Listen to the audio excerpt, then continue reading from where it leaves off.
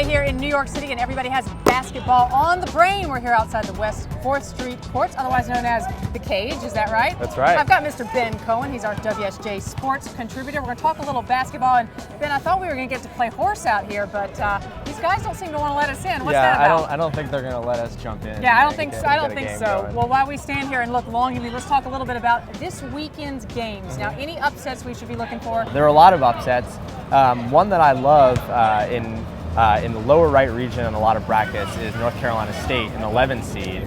They're the lowest seed, actually favored by Las Vegas odds makers. Right. They're playing San Diego State, and they could end up playing a team, Belmont, that's the number 14 seed in that region, that a lot of people like to upset Georgetown, the number 3. So we could have an 11-14 on Saturday or Sunday, which, it's always fun to see those Cinderellas square off with a Sweet 16 bid on the line. And NC State doing great in the ACC tournament against my personal favorite, the Tar Heels. We'll get to them later. We'll get to them, but they pulled their weight. They looked really good. They do look really good, and a lot of people like that particular matchup. The Wolfpack were probably one of the last teams into the field.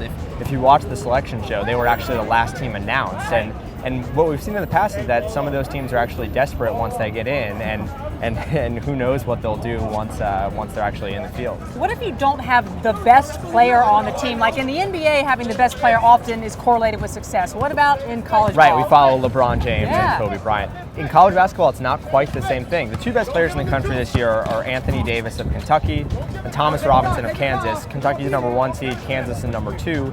But you might not want to pencil them into your national championship game because in the last 35 years, the College Player of the Year has only won 3 national championships, and so it's very rare. And actually, it hasn't happened. I think he just won. Yeah, he was national. It hasn't happened since 2001. Now, Anthony Davis is just away from the rest of the field. He's separated himself, and if Kentucky won, that would surprise absolutely nobody. But it's something to keep in mind when you're filling out the bracket. All right. Speaking of Kentucky, we got to talk about the brackets now. President Obama weighing in. I got to say, whatever you think about the politics, he picks UNC for the number 1 slot with Kentucky in the Final 2. Kentucky and Carolina in the national championship. He also has Missouri and Ohio State in the Final 4. That UNC, Ohio State, 2 swing states. That's a big pick for him. That's right, exactly. But he ends up going with Carolina. I'd like to think that he was actually looking at my bracket because I have Kentucky and Carolina in the national championship as well. I heard that. I think I heard that somewhere on the radio. He admitted to it, actually. He was with David Cameron last night and he talked about it. And I also have the Tar Heels winning the whole thing, as I think you do. Yeah, I do. I know. I love you. I'm a little ashamed to actually say so, but no. Why are you? Well, I went to that school 8 miles down the road, so I don't. You went to Duke? Yeah, I did. Yeah. You went to Duke. The interview is over. Yeah. Cut. No, seriously, cut. But if they get into that championship game with Kentucky, once you're in a game like that, anything goes. Yep. And as we know, they played earlier this year in Lexington, Kentucky. Kentucky won by 1. I think Carolina would flip the script this time. Kendall Marshall, I think, is the best point guard in the country. Tyler Zeller and John Henson match up really well with Kentucky's bigs. And if Harrison Barnes gets hot or if Carolina starts shooting, who knows? And if you have Kentucky and Carolina, the president must have been reading the Journal this week, because if you have Kentucky and Carolina in your national championship, a lot of people are picking Kentucky. They're the number 1 overall seed. They're the best team in the country. And if you want to be a little safe but also zigzag a little bit, the Tar Heels are a great pick. Yep, no, good point. You're a smart guy even for having gone to Duke, Ben Cohen. Yeah. You and the president, we'll see if you were both right, and the Tar Heels go all the way to number 1, which I hope so. See you guys in a minute. The New York Knicks getting some surprising news yesterday with the resignation of head coach Mike D'Antoni. We called up with Knicks superstar Jeremy Lin after last night's game for his reaction and asked how D'Antoni helps jumpstart Lin's sanity. Talk to Coach D'Antoni? Called him and he texted me, but when things quiet down, we're going to talk again, and I plan on talking to him for a long time, hopefully. Jeremy, how surprised were you? I was surprised just because I hadn't really heard of anything. I know some people were talking about it or whatnot, but I didn't know the reality of it, and I figured after shoot-around, he'll definitely be here tonight. You said it was emotional. What were your emotions and what are they now? They're the same. Obviously miss him a lot. What he did for me in my career, I'm not gonna forget what he did for me personally, and just very emotional, sad to see him go, and I owe a lot to him. All right, well, I'm all loosened up, Ben. What about you? I'm good. All right, but I don't think we're getting on that court No, anytime I'd rather soon. eat anyway. Well, let's eat. All right, I'll buy you something. What would you like? Well, you've already compared you to cockroaches, so maybe I'll just get a monster. Oh, all right. I'm sorry about that. okay. I'm not that sorry, though. All right, speaking of food, grilling is on everybody's mind while they're outside, and we've got a few mini grills you want to check out. Take a look.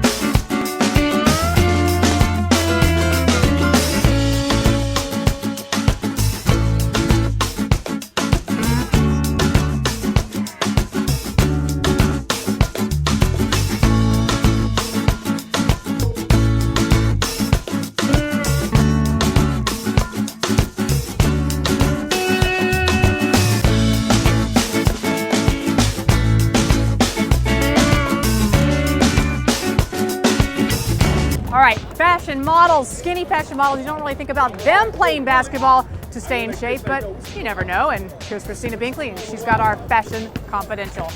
Laura Stone has a C cup, and she's a size 4, and she's considered gigantic and hefty, and everybody's like, oh my God!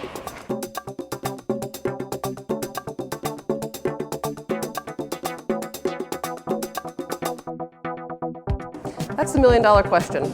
Nobody really has the answer. If you ask the designers, they point their fingers at the casting directors who hire the models for their shows and say they have to make clothes that fit the models that will be on the runways. If you go and you ask a fashion magazine editor, they'll point their fingers to the sample sizes that come from the designers, because the magazines show the samples that are sewed by the designers and they have to hire a model who can fit in those clothes. So you've got kind of a circular finger pointing. But I think the truth is, in general, we have been for quite a few years now wanting very thin, flat-chested, hipless models. Probably over time we'll change to a new paradigm, and we'll probably see models getting slightly curvier. We have the capacity to enjoy a lot of different shapes of bodies, and we don't need to have one particular shape and say that's what beauty is. So I'm a little bit closer courtside here. I think if I just hang out long enough, they're going to really see my potential. I'm not sure why they're not picking me. Maybe it's because of my jewelry. And well, speaking of rings, while I hang out a little bit longer, let's check out this week's asset allocation. Over here.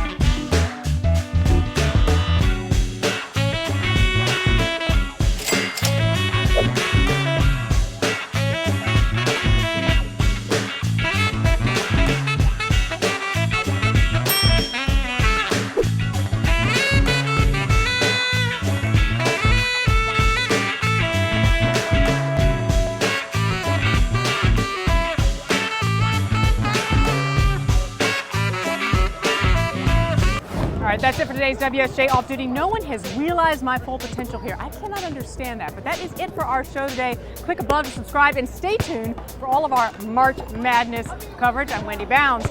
See you guys back here tomorrow. I'm going to try and practice a little bit anyway. Oh, one more. Wait, right here. Oh, it's close. Ah, one more.